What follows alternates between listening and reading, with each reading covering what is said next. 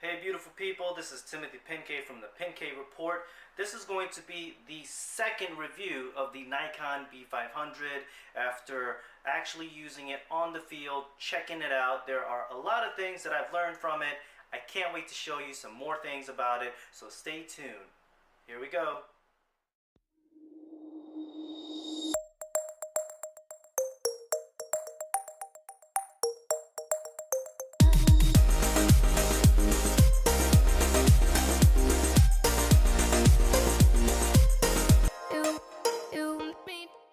So this is part 2 of the Nikon B500 review. What I'm going to be talking about today is the inner workings of the camera. Now I know I've said that on the previous videos and it's been a long time coming, but I needed some time to actually play with the camera, look at the settings, see what works.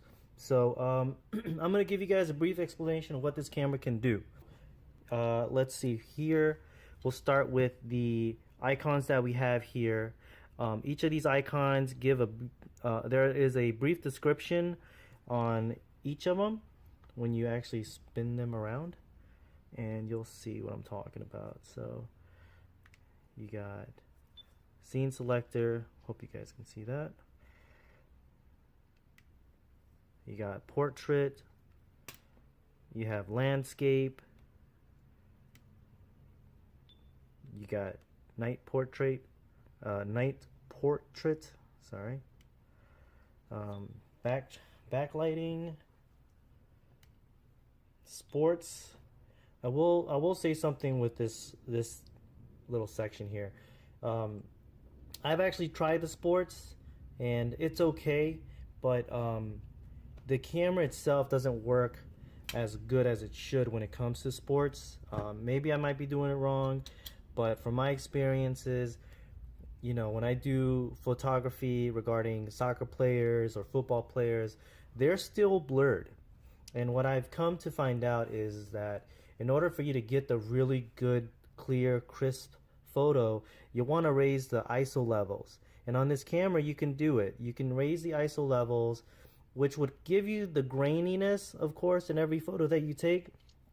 However, you'll still be getting a clear photo when the subject is moving. So I just want to give you that little tidbit there. Let's see, the next one we got is creative mode.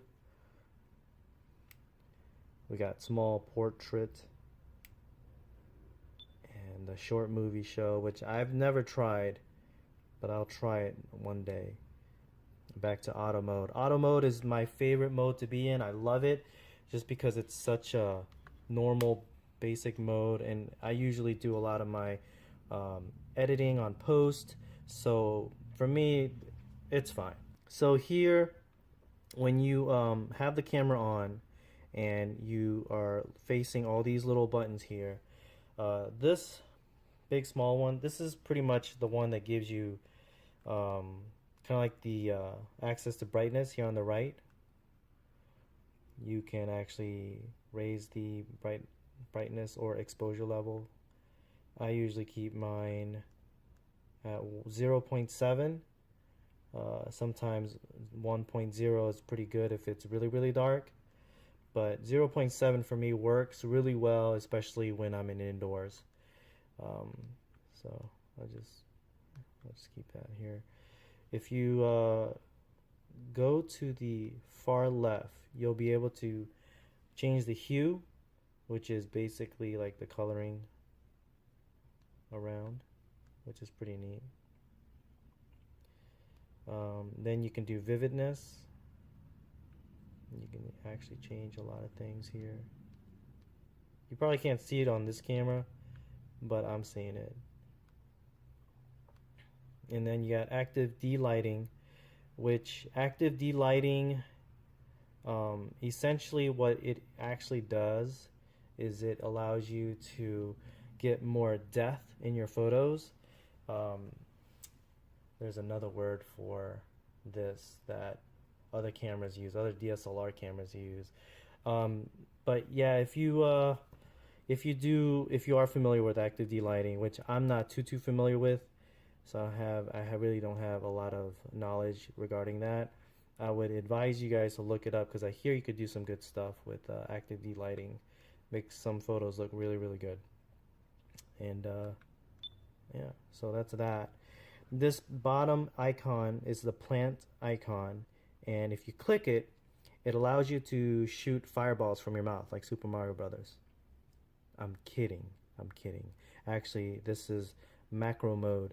What it does is, if you turn it on, it allows you to focus on a subject. So you could focus on just one subject and the entire background will be blurry. So it actually gives you that capability off the back on the camera, which is nice. Most people would have to do that manually, I guess, on post, but you have that feature here. And you got the self timer, 5 seconds. Well, this is self portrait timer. And you got 2 seconds and 10 seconds. All are pretty nifty and usable. And on the top, the lightning is for flash. So I think that's self-explanatory. And you have menu here. When this is highlighted, you get access to edit how your photos want to be. So you could select what kind of image mode you want. I stick to 16 millimeter. You do have white balance options, but for right now on 16 millimeter, it's actually on auto. But as you change it up, the white balance can be changed. Continuous is just like when you take photos and you can select how many shots it can just continuously do. But that's continuous. ISO levels here would allow you to give you a fixed range auto selection of ISO levels, or you can manually go as high as you want.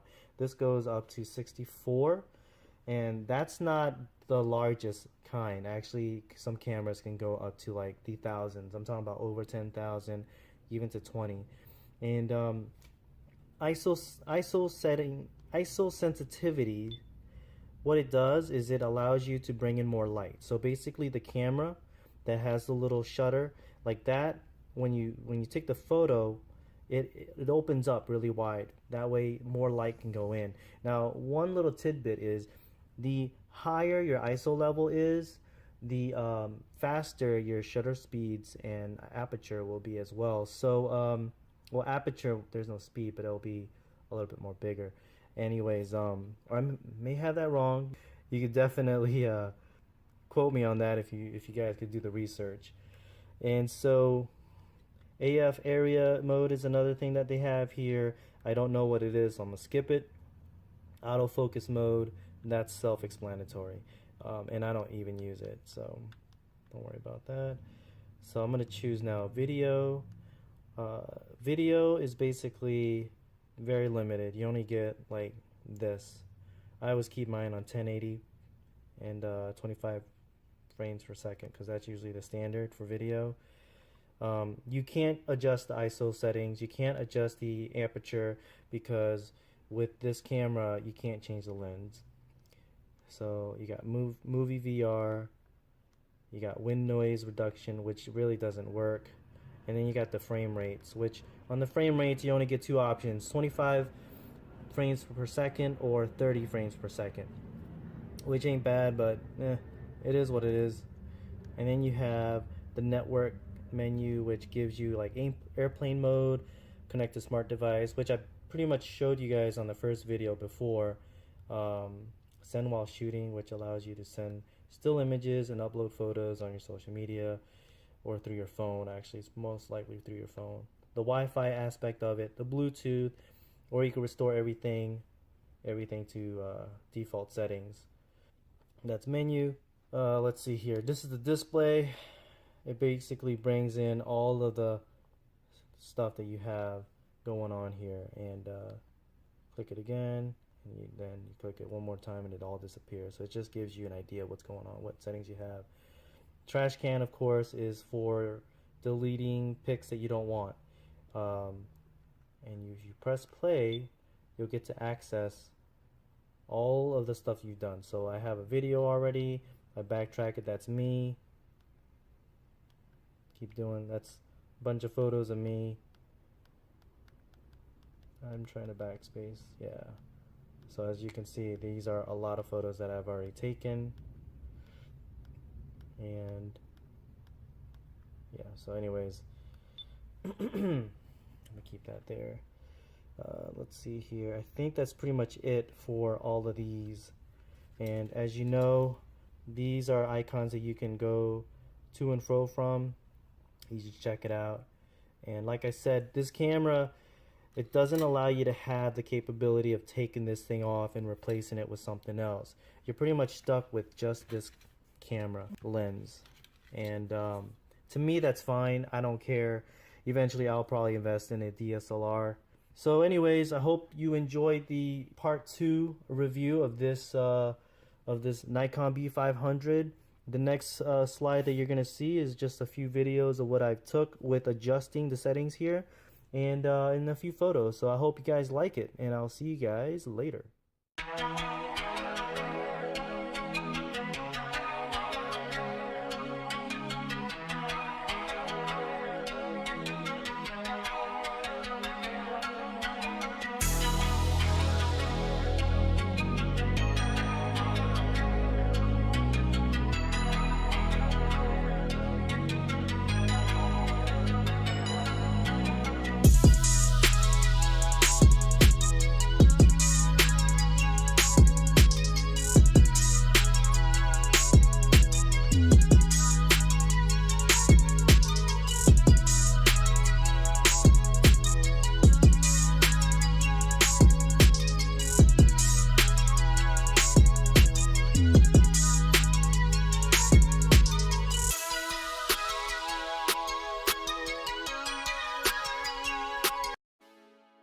Hey guys, I hope you enjoyed the video, and if you are new here, please subscribe to the channel.